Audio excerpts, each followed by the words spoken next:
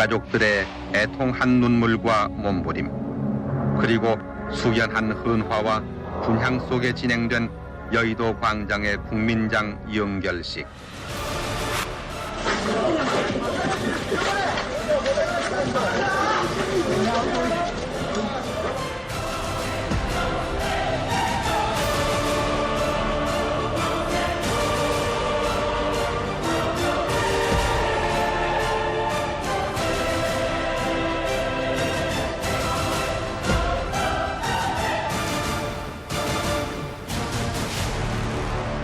저희가 5살 때여가지고 조금씩 커가면서 이제 아웅산 하고 하면 약간 빨치장 같이 산에서 이렇게 뭐 테러가 났는 줄 알았어요. 정말로 아웅산인 줄 알았어요. 예, 진짜. 아니 근데 있어 많이 있어.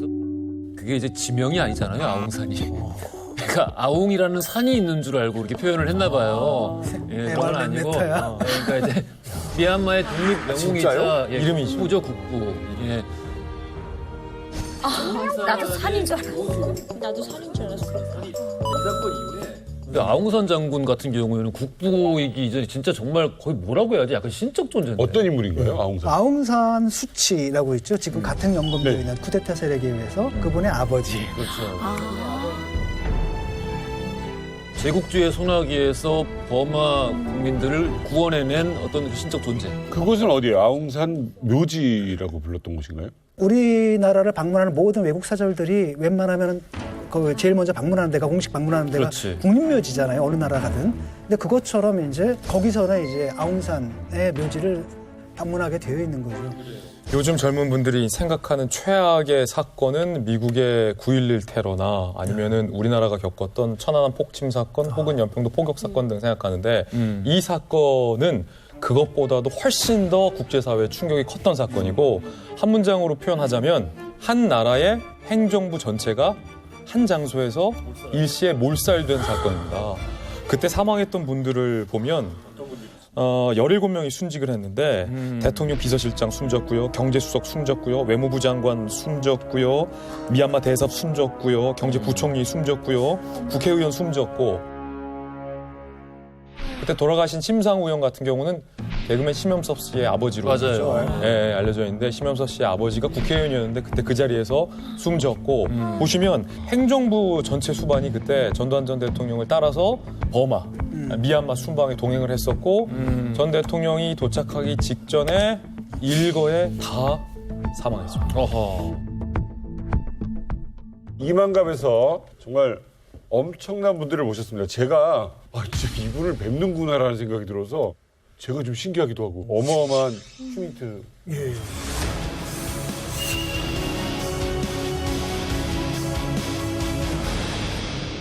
당시 아웅산에 계셨습니까? 아웅산. 네, 현장에 있었습니다. 어떻게 계셨죠? 제가 이기백 장군님이 합참의장을 하셨는데 그때 이기백 장군님 부관을 하고 있었습니다.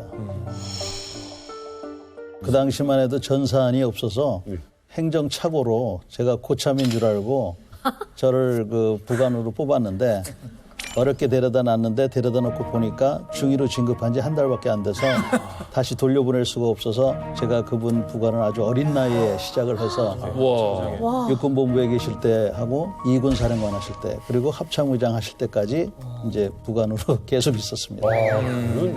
근데 그 우리 장군님께서 그때 약간 너무 성숙해 보이셔가지고 B급이 되셨다고. 그런 것 같지는 않고요. 행정착오로 된 것 같습니다. 취재기자셨습니다. 예, 저는 당시에 문화방송의 카메라 기자로 청와대 출입을 했습니다. 그리고 청와대에서 일어나는 모든 일정을 저희가 근접해서 촬영을 하고 또 밖에 나갔을 때도 또 근접해서 촬영하고 또 해외 나갈 때도 같이 동행해서 같이 그런 수행을 하게 됩니다. 예, 그래서 그날은 아웅산 묘소에 가면은 아웅산 사진이 이렇게 걸려 있습니다. 네. 그 사진을 찍고 그 장소에 바로 중앙에 이렇게 서 있었습니다. 그때 앞에 공식 수행으로 오셨던 분은 이렇게 담소를 나누고 있었어요. 네. 그 순간에 그냥 꽝 하고 터지면서 앞이 하나도 안 보이는데 크다란 먼지가 그냥 막 쌓이면서 흙먼지하고 막 나무가 떨어지면서 그 전체가 아비규환이었고 이거 말할 수 없는 생지옥이었습니다.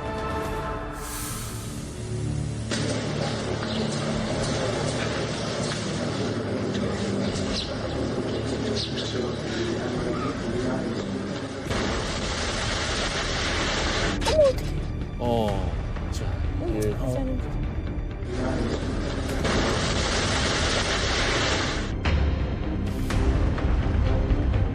저희가 이 소리를 알 수가 없을 정도 뭔가 쏟아지고 있어요 계속.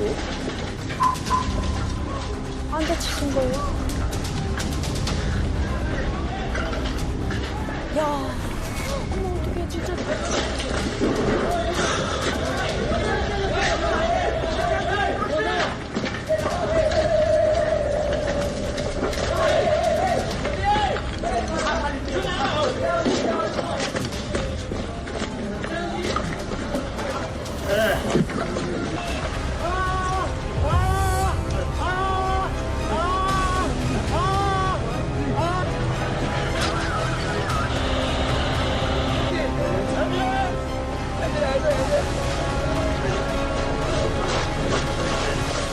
일어나시다 우리 여긴데. 어머머머 어떡해. 저기 빨리 왔어 어떡해.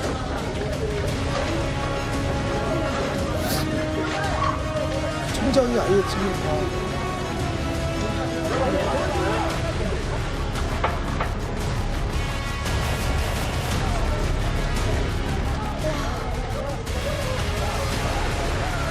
어머 어떡해.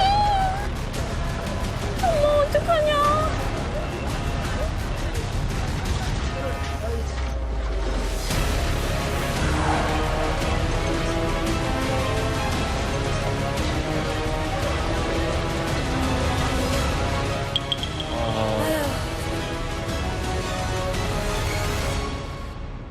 너무나도 충격적인 영상을 보셨고요.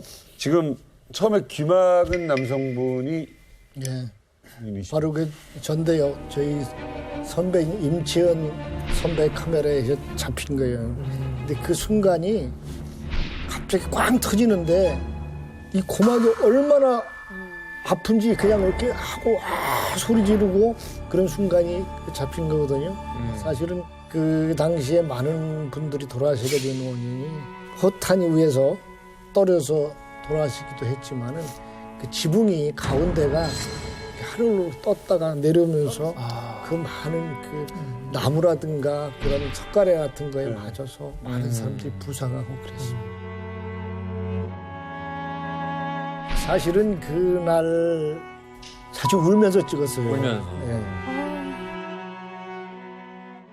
저는 그 비공식 수행원이었기 때문에 그 현장에 가지 않도록 돼 있었어요.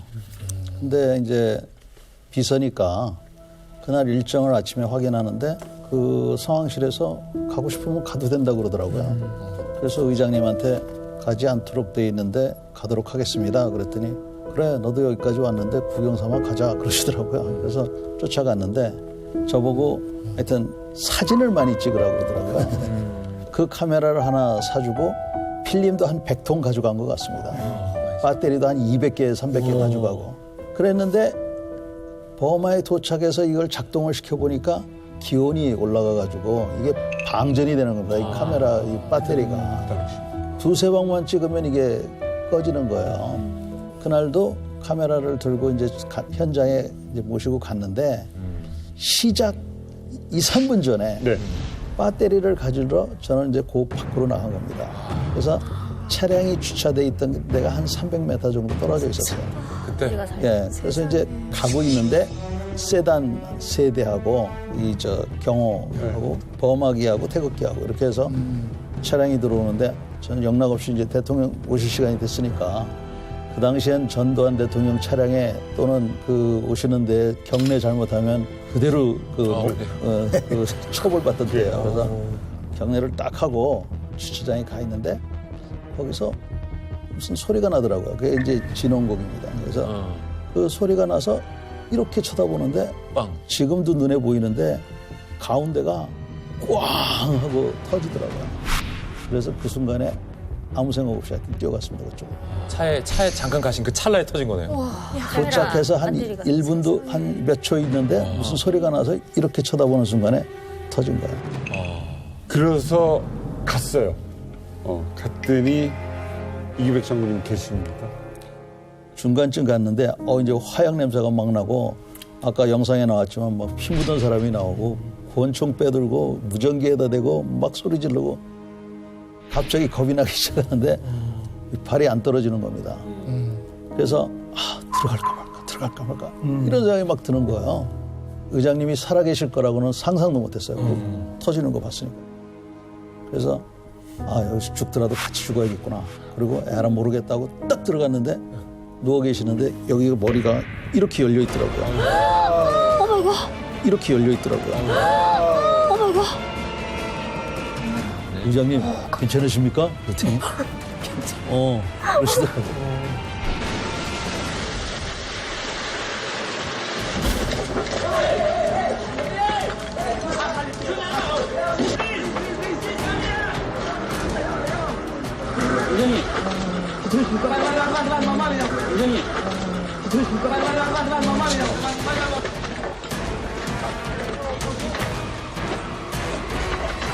지금 여기 영상에 여러 사람이 보이는데 한 사람도 기억이 안 나요. 저희 의장님만 기억이 나는데 어깨를 붙잡고 딱 끌어내니까 야 아파 들 것 갖고 와 그러시더라고요. 들 것은 없고 이렇게 보니까 넉가래 같은 게 있어서 그걸 주워와가지고 정복 벗어서 베개 만들고 주변 분들한테 모시고 나오자 그래서 아까 나오는 장면이 그 장면입니다. 아까 그 들 것 같은 거에 실린군요? 네, 그만 마지막에.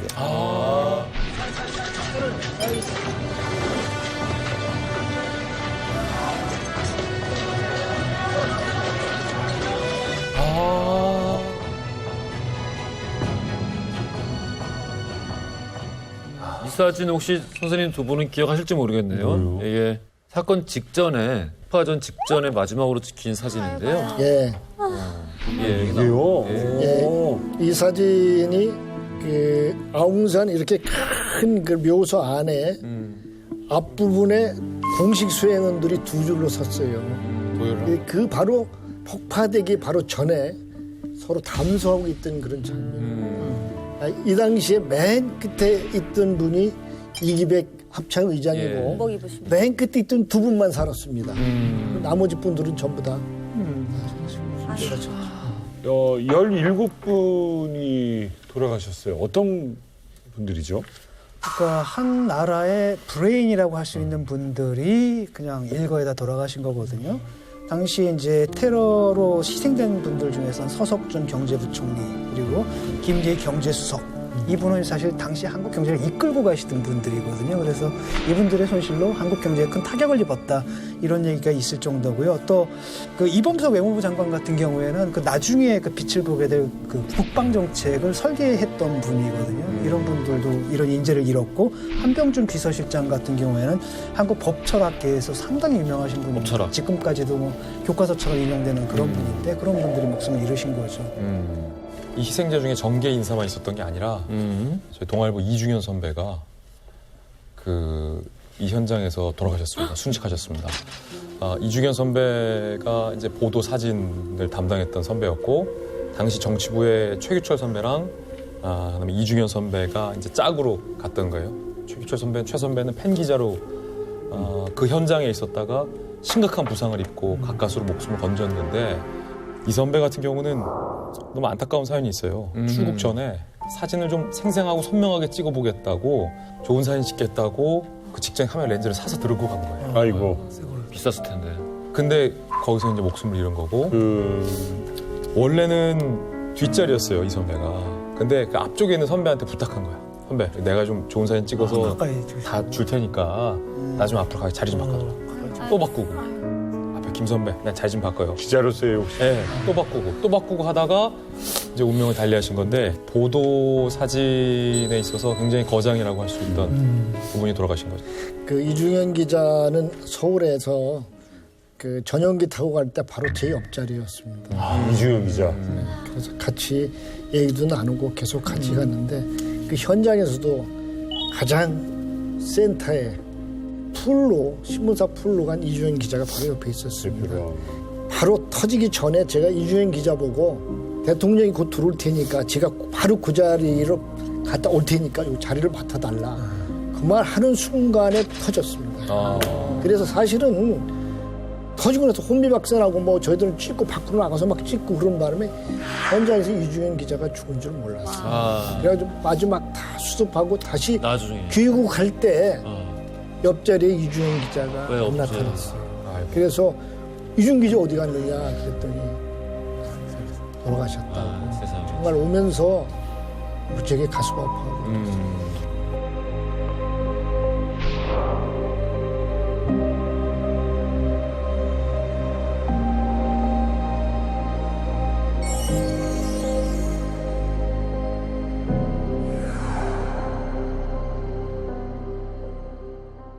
이렇게 수많은 인명 피해를 낸 끔찍하고 잔혹한 테러 사건에는 어떤 권력과 야심을 채우려는 배우가 있었습니다. 썬킴 교수님, 도대체 누가? 이제 배우 나오는 건가요? 일단은 모든 증거는 범행 현장에 있고 물증을 찾아내면 배우가 드러납니다. 그렇지.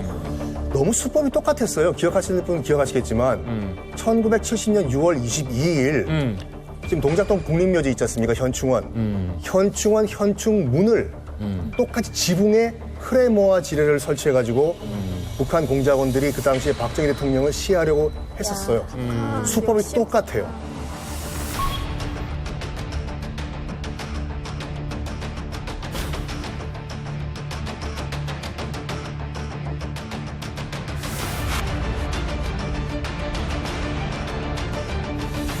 현장에 총 3개의 폭탄이 설치가 됩니다.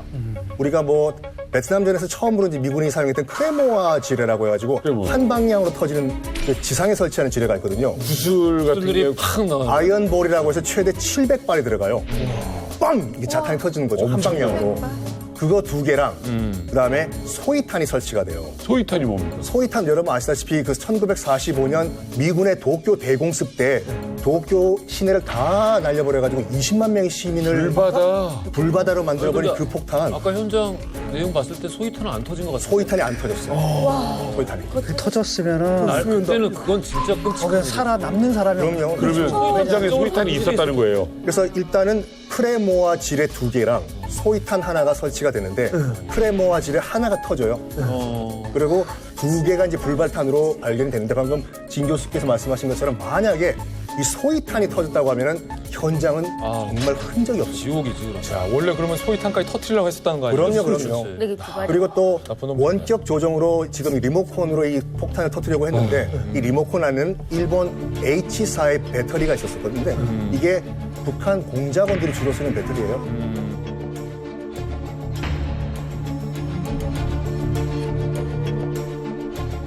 이게 북한의 소행이다라고 볼 수 있었던 것들이 밝혀지겠죠. 그게 한참 걸렸어요. 그러니까 버마 당국은 애초 혐의를 우리 쪽에다 뒀던 것 같아요. 그래서 그 내부 소행이다. 북한이라고 하는 거를 우리 쪽은 맹렬하게 그 주장을 했는데 버마 당국에서는 전혀 그거를 받아들이지 않고 수사에 협조하겠다 했는데도 그것도 받아들이지 않았어요, 저는. 근데 차라리 잘 됐어요. 왜 그러냐면은 완전히 버마가 독자적으로 수사를 했고 버마가 그런 점에서는 굉장히 그 자기네 주권을 집착하는 그런 면이 있어가지고 수사 결과가 확실히 독립적이고 객관적이었다 하는 것이 나중에 증명이 됐으니까 결국은 잘 된 건데 한동안은 한 달 정도가 한 달 넘게 그게 루머가 막 무성할 때죠. 루머가 많고 이런 거고 또 버마가 당시 뭐 비동맹이었지만 사회주의 쪽에 친 성향을 갖고 있었지 않습니까? 그렇기 때문에 아마도 그쪽에서는 북한의 말을 더 많이 믿을 수도 있었고 그렇게 조사를 했는데 모든 증거가 사실 북한의 소행임을 네. 가리키고 있었고. 국내에서는 안기부 조작이었다고 그런 소문이 많이 났어요. 이 사회적 배경이 그런 이야기가 나올 수 있었던 상황이었다는 거잖아요. 그렇죠. 그때가 뭐냐면 지금의 미얀마 상황이에요. 미얀마 상황이 광주가 80년이고 그때가 83년이잖아요. 군부 독재고. 그래서 저는 처음에는 이거 김재규 또 아니냐. 안에서, 내부에서. 권력 내부에서 이런 게 있는 게 아닌가 하는데 전두환은 또 아니 되는 거예요. 그래서 이거는 그 다음에는 이건 그렇다면 내부에서 또 뭐 조작극을 한 게 아닌가 이런 루머가 무성했고 그 사이에서 아까 말씀하신 것처럼 버마 쪽도 뭐 한국을 막 지목하고 이러니까 그때 여러 가지 이제 루머가 무성했고 그러니까 딱 크게 두 가지가 있었던 거예요. 한 가지는 지금 말씀하신 대로 장세동이 혹시 이게 해가지고 뭐 그러니까 내부 소행이다라는 음모론이 하나가 있었고 또 하나의 음모론은 버마는 북한이랑 친구다. 친하니까. 버마가 한 거다 이거는 이런 식의 음모론이 있었고 근데 아까 우리 선생님 말씀하신 대로 버마가 자체적이고 독립적인 수사 끝에 이거 북한 소행이다라는 걸 알게 됐을 때 충격이 어마어마했대요. 상상도 못했대 버마는 북한이고. 오히려 그렇죠. 그래서 왜 그랬을까? 왜? 왜 꿈했을까요? 북한은 왜 이랬을까요?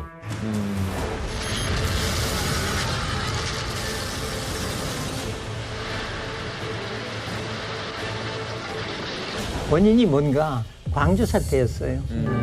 광주 사태에 대한 북한의 대처라는 거는 전두환을 암살하는 거였어요. 그러면은 한국 내에서도 상당히 포옹이 있으리라. 뿐만 아니고 그 잘했다 하는 사람도 있었을 거예요. 대부분은 안 그랬겠죠. 그렇지만 그러니까 대중선동을 위해서. 광주 적에 있으니까. 그리고 이게 굉장히 남한 정부의 그 혼란 상태를 만들 수가 있죠.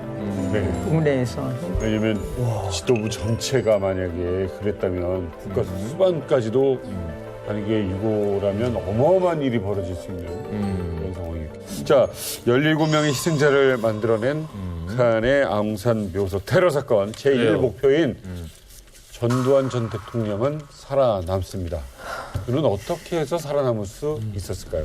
자, 아웅산 묘소 테러 사건의 돌발 첫 번째 14일 전 결정된 방문입니다.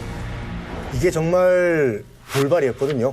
아까도 말씀드린 같이 이제 미얀마 그 당시 버마 방문은 2주 전 14일 전에 결정이 됐는데 그 당시 이제 버마 상황을 잠깐 말씀드리면은 우산유 대통령이 있었지만 약간 허수아비 바지 사장이었고 그냥 군부 정권이요. 그렇죠. 그다음에 내윈 의장이라고 해서 상황으로 앉아 있었던 상황이었거든요.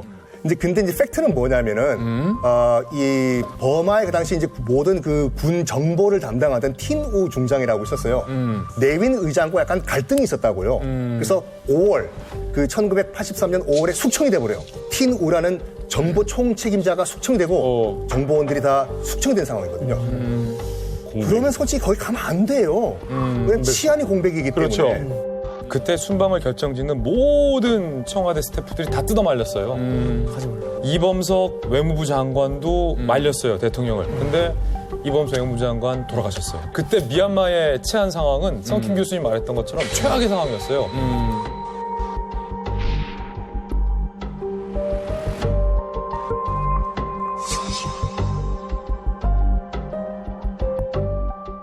일단은 이제 하나가 이제 국내 통치형 그 설이 있죠. 그 내윈이 그러니까 미얀마가 당시 한국과 똑같이 7년 단임제 헌법을 갖고 있는데 7년? 네, 대통령이 퇴임한 다음에 국정자문위원회를 그것도 있었잖아요. 상황 쓰자고 해가지고 거기서 사실상 바지사장을 대통령을 만들어버리고 통치를 했거든요. 그러니까 자기가 똑같아요. 그러니까 자기가 그 다음에 이제 그렇게 하면 되잖아요. 얘 누구를 세운 다음에 자기가 실질적인 권한을 행사할 수 있으니까 그 노하우를 이제 배우러 간다는 측면도 있고 제1세계에서 환영받을 수도 없거든. 제1세계, 2세계에서는. 왜냐하면 광주 이걸로 쿠데타로 좀 집권을 했기 때문에 정통성이 떨어지잖아요. 그래서 제3세계로 가는데 제3세계는 여태까지 누가 장악을 했냐면 북한이 장악을 했어요. 비동맹 외교. 근데 버마란 말이에요. 사회주의권이거든요. 이걸 하나 끌어들인다라고 한다면 사실 1점이 아니라 2점 따는 거죠. 의미가 있지, 의미가 있지. 그것 때문에 좀 무리하게 추진하다가 이런 일을 당한 게 아닌가 싶어요. 북한 걸 빼오는 거니까. 그렇지. 자, 우연과 뜻밖의 상황들로 점철되어 있는 아웅산 묘소 테러 사건 돌발 상황은 여기서 끝나질 않았습니다. 전두환 씨의 목숨을 살린 치명적이고 중대한 두 번째 돌발이 일어납니다. 아웅산 묘소 테러 사건의 돌발 오해가 부른 간극 4분. 오해가 진중권 교수님, 이게 뭔 말일까요? 이게 10월 9일 그날 이상하게도 운수가 좀 나쁜 날이었습니다. 운수 나쁜 날이었어요. 예. 원래 그 일정대로라면 오전 10시 15분에 미얀마 외무상이 도착을 해야 되는데 그래서 이제 20분에 같이 출발해서 30분에 도착한다 현장에 그 행사가 시작된다라고 하는데 그 일정을 전달하면서 좀 오해가 있었던 것 같아요. 그래서 이렇게 연기가 돼버립니다. 약간 늦어집니다.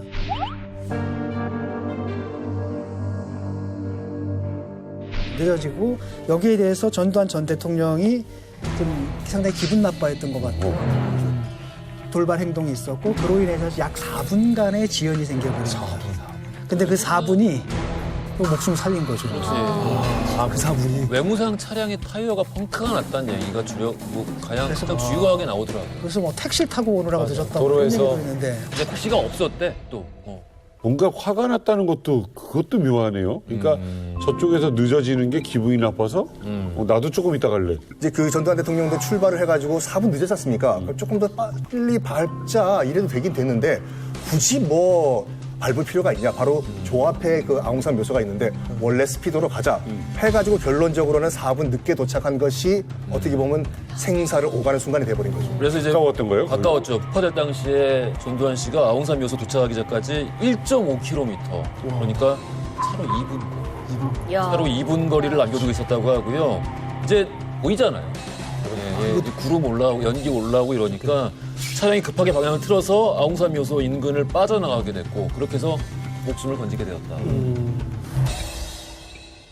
그게 이제 그 한 가지 그 설명인데 그 외교부 장관이 영빈관에 와서 대통령을 모시고 행사장에 맞아요. 같이 가기로 했었는데 그것 때문에 이제 출발이 대통령이 늦어져가지고 늦어졌다. 그 늦은 사이에 무슨 뭐 진원 나팔 소리가 나고 또 하나 당시 그 미얀마 주자 우리나라 대사가 키가 좀 크고 대머리가 부서지고 그래서 예. 얼핏 보면은 전두환 대통령으로 볼 수가 있었다.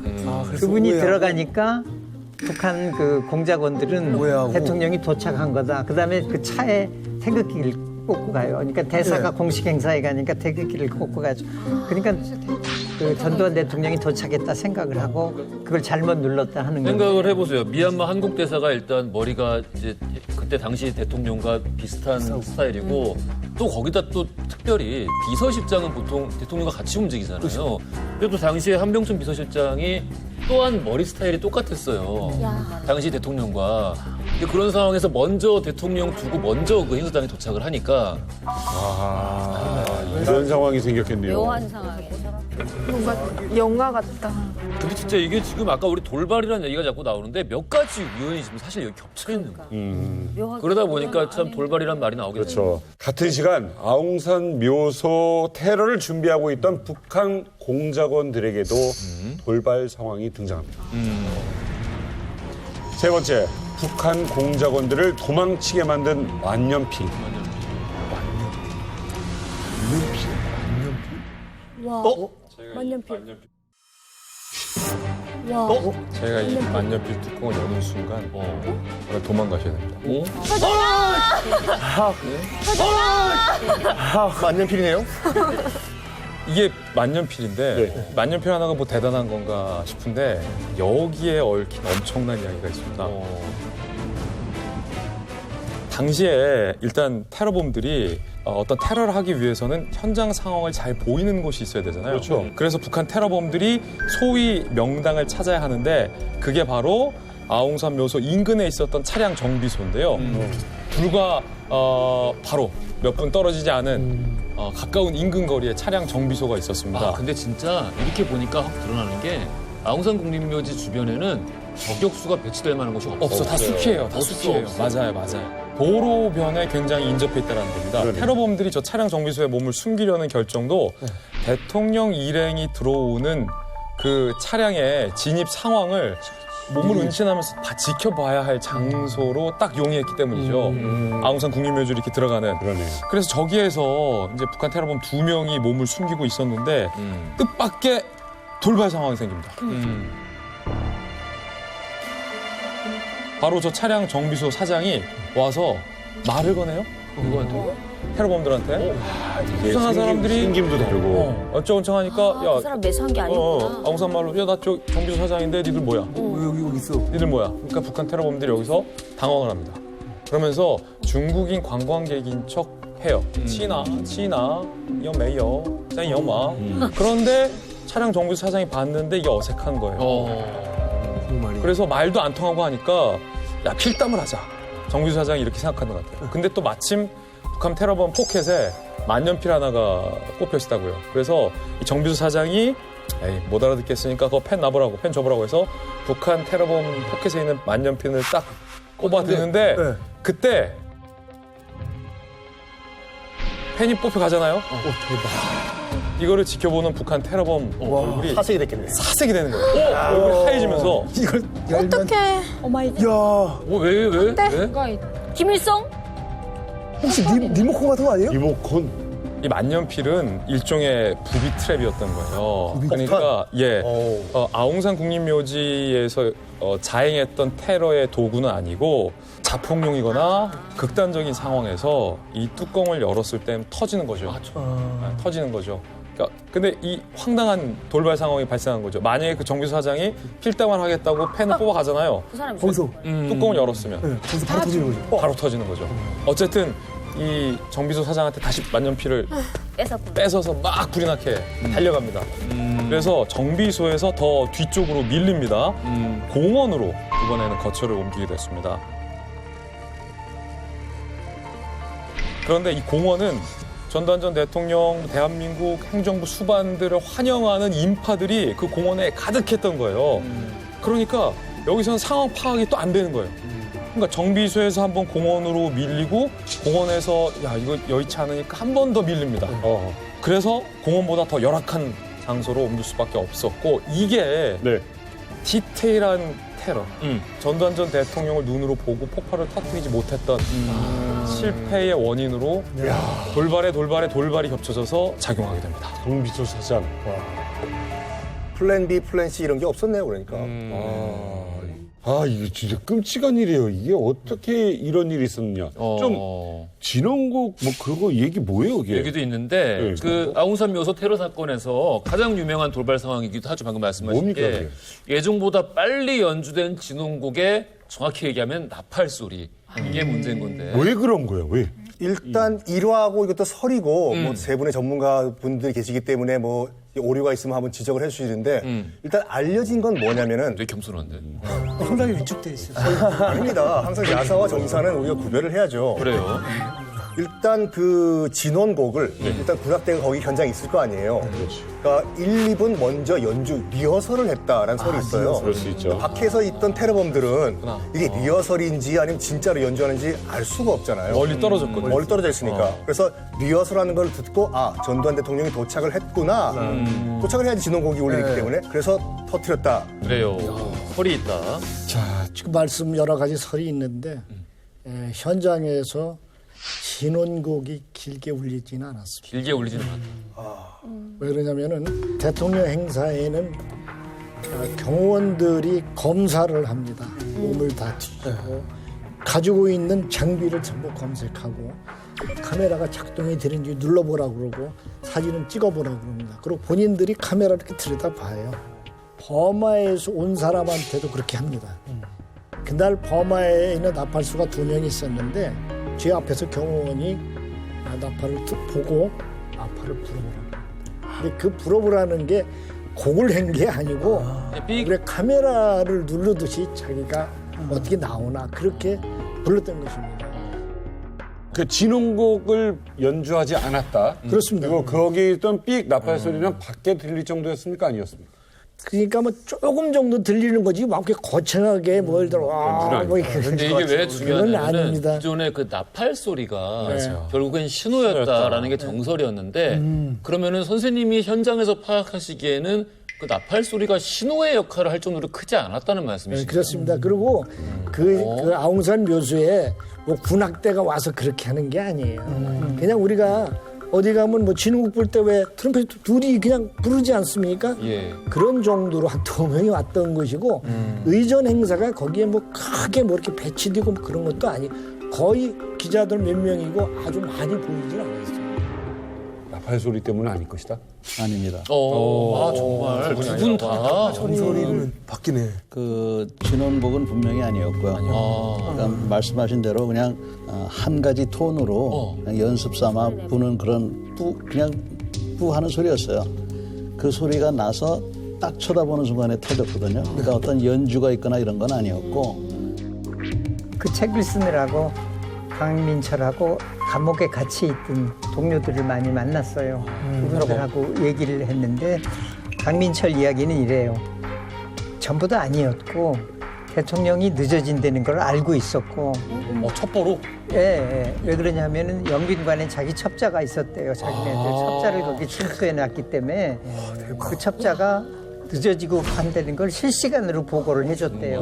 영빈관에 북한 공작원이 첩자를 뒀다고요? 넣었다고요. 누구를 매수했든지 그랬겠습니다. 거기 접대원이나 뭐 이런 종업원을. 그래가지고 늦어지고 있다는 걸 알고 있고 언제 도착한다는 것도 알고 있었는데 도착을 하면은 뭐 한 5, 6분 정도 기다리다가 이걸 누르려고 생각을 하고 있었대요. 그랬는데 찾아버렸대요. 그게 저절로. 저절로? 그러니까 실수로? 아니요. 들어보세요. 강민철의 이야기는 모든 게 다 제대로 다 생각대로 다 예정대로 되고 있었는데 왜 터졌는가? 1970년에 현충원에서 클레이머 지로로 박 대통령을 살해하려고 하다가 저절로 터져버렸잖아요. 네네. 똑같은 실수였다고 그래요. 제 생각은 이거예요. 그 미군들이 베트남에 쓰는 건 장글에서 썼어요, 주로. 그러니까 이렇게 문제가 뭐냐 하면은 멀리서 전파로 작동을 시켜야 해요. 근데 큰 도시 같은 데서는 쓰면 안 되는 거 아닌가 하고 생각해요. 오작동 찬스가. 전파. 그래서 제가요, 그 현장에 누가 무선기를 갖고 있었나 했더니 한 7개까지 셀 수가 있었어요. 그래가지고 그 중에서 전파 하나가 그걸 건드린 거 아닌가 하고 생각해요. 그러면 터지기로 한 시간은 제대로 맞은 게 아니네요. 아니에요. 자기네들은 전두환이 언제 도착한다 하는 것까지 다 알고 있었고 몇 분 걸린다는 것까지 다 알고 있었고 도착하고 들어가서 시기 시작되면 그때 터뜨리려고 했는데 그러니까 뭐 강민철 얘기는 그거예요. 하느님밖에는 알 수가 없다. 예정 시간보다 몇 분이나 빨리 터진 겁니까? 한 5분 정도 빨리 터졌어요. 그러니까 그냥 간발의 차이입니다.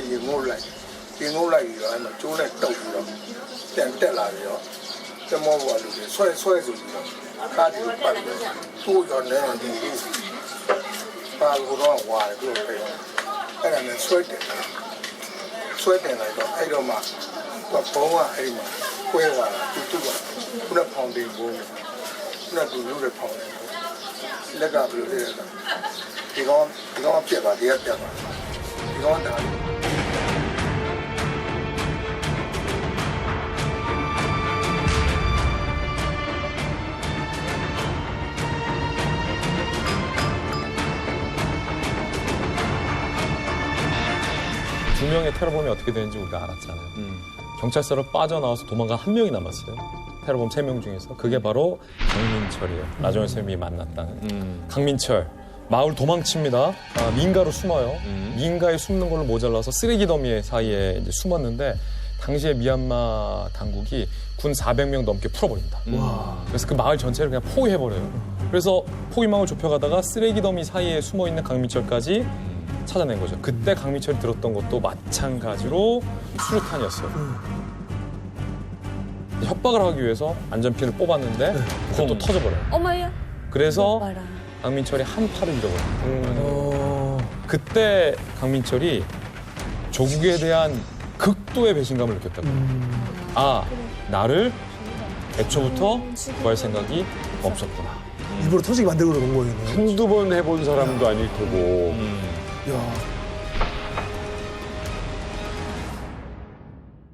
어떤 사람의 그런 결정을 보면 동기가 하나인 경우는 없어요.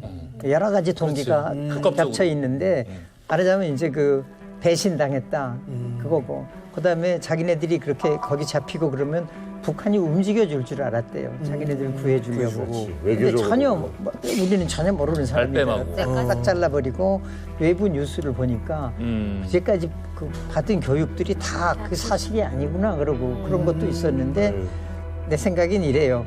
이렇게 한참 젊은 때고 25살. 그다음에 이성 교제가 거의 없었어요. 여자 손목도 한 번도 못 잡아봤다고 본인 친구들한테 그러더라고요. 일생의 소원이 결혼 한번 해보는 거였어요. 결혼하면 굉장히 뭐 좋은 일이 있는 걸로 알았던 모양이에요. 그러면 그 강민철은 잡혀서 예. 한국으로 옵니까? 아니죠. 버마에. 버마예요? 예, 예. 처음에는 그 재판을 받은 다음에 모두 사형이었어요. 근데 버마는 사형하는 법이 거의 없대요. 아웅산 살해범들을 사형하고 그다음에는 사형이 없었는데 이번에는 특별히 둘 다 사형을 받았어요. 그 김진수 소장하고 강민철 둘 다 사형인데 그 무기로 감형이 됐어요. 강민철은. 무기? 네, 그 김진수 소장은 교수형을 당했고. 강민철은 자백을 했으니까 감형이 됐겠죠. 예, 그것 때문에 감형이 됐어요. 수형당했고 한 명은. 그러면 지금도 살아 있습니까? 죽었어요. 2008년에. 사실은 그 책을 쓴 거는 이 사람이 죽었다고 얘기를 듣고 썼어요. 완전히 흔적이 없어져 버렸어요. 결국 그러면은 그 죽기 전까지 미얀마 감옥에서 살았던 거네. 인세인 감옥에서 하루 두 끼 그거 먹고 그러는 거예요.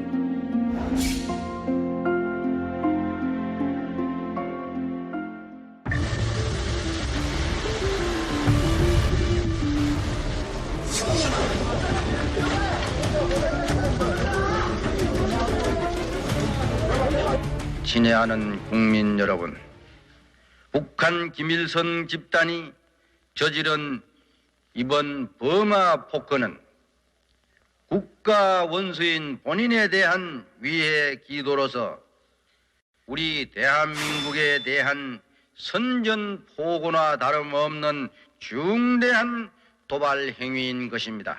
반드시 그에 상응하는 힘의 응징을 각오해야 한다는 것을 북한 김일성 집단에게 엄중하게 경고해 두는 바입니다. 그때 제가 하루에 2번씩 본국하고 통화를 했는데 제 선배들이 지금 포탄 까고 하여튼 한 방 먹인다는 거예요. 그래서 제가 야 나는 여기서 경관원을 하고 있으면 어떻게 하나.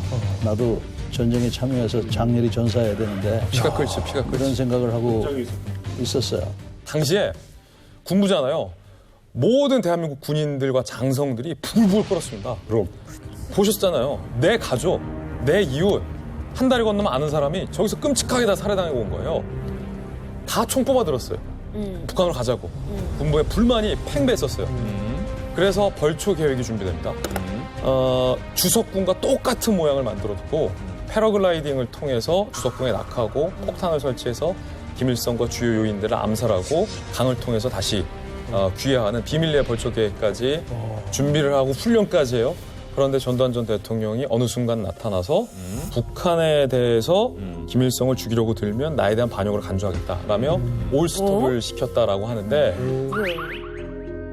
약간 좀 실미도랑도 약간 좀 비슷한 느낌이 드는데 아니 훈련까지 이렇게 다 맞춰놓고 전두환 전 대통령은 왜 작전을 왜 취소한 거예요? 그때 당시에 국제 정세가 조금 대한민국에게는 굉장히 비운의 국제 정세였어요. 그렇지. 미국과 소련이 서로를 향해서 치열하게 경쟁을 하지만 미국도 소련도 모두 다 전쟁을 두려워하고 있었습니다. 미국과 소련이 그 전쟁을 굉장히 두려워했던 상황에서 전두환 전 대통령은 전쟁을 할 줄도 알고 전쟁의 참상도 본인이 알고 있었던 사람이란 말이에요. 그렇기 때문에 이 작전을 스톱했던 게 아닌가 저는 그렇게 생각해봐요. 종합적으로 봤을 때 그 당시 세계사적인 측면으로 봤을 땐 정말로 3차 대전 발발 직전이었어요. 우리가 냉전은 콜드워라고 하지 않습니까? 근데 80년대 초반은 또 콜디스트 워라고 했거든요. 보통 맞아요. 냉전의 최악의 시기였어요. 냉전은 뭐냐? 전쟁을 못해요. 왜냐하면 전쟁 벌이면 양쪽 다 망해요. 핵전쟁이기 때문에 정말 약간 자제하자. 이런 상황에서 소련의 지원을 받는 북한이 미국의 지원을 받는 대한민국의 대통령을 시해를 하려고 해버렸네. 여기에 정말 그 당시 이제 그 자료들 보면 미국 행정부 레이건 대통령 행정부는 멘붕이 왔다고 합니다. 그래가지고 얘기를 해요. 전두환 정권에게. 너희들도 지금 얻은 게 있다. 뭐냐면 솔직히 이제 광주 민주화 운동 등등등으로 그 민심이 흉흉한 상황에서 국민의 그 민심이 의견이 하나로 모아지지 않았냐. 그러니까 정권의 안정을 찾은 것이다. 그래서 정말 북한을 공격하고 너희 망할래. 안 그러면 잠깐 참고 정권 유지할래. 정권을 유지하는 걸로 택한 거죠. 당시에 지금 출범 때부터 쿠데타로 했고 그다음에 광주 항쟁이 있었기 때문에 굉장히 정권의 정당성이라는 게 취약을 했거든요. 그래서 외국의 그 지원을 많이 받으려고 하고 특히 뭐 미국은 절대적인 거고 근데 이 사건 딱 나니까 일단 서방 국가들이 다 북한을 비난하네. 그러다가 북한에 친화적이었다 이런 나라들도 다 북한 비난 성명을 내네. 여러 가지 면에서 보니까 전두환 정권으로서 볼 때 나쁘지 않은 거예요, 이게. 그래서 지금 이 상황도 악화시킬 이유가 없는 거죠. 38년이 지났지만은 매년 10월 9일 날 언제부턴지 아웅산이란 그 자체에 한마디도 언론에서 나온 적이 없습니다. 그런 우리의 그런 아픔을 기억하지 못한다고 그러면 우리 후손들, 지금 후손들에게 물어봐서 아웅산을 아는 사람이 있습니다. 네. 사실 없죠. 사실상 그 당시에 참석했던 사람 중에서 살아남은 사람이 이제 별로 없어요. 네. 저도 오늘 이 자리에 참석해서 얘기를 하지만 네. 제 나이가 좀 70이거든요. 조금 있으면 아마 점점 사람들이 없을 거예요. 아마 오늘 그나마라도 참 이렇게 다뤄주게 돼서 감사하다는 말씀을 드립니다.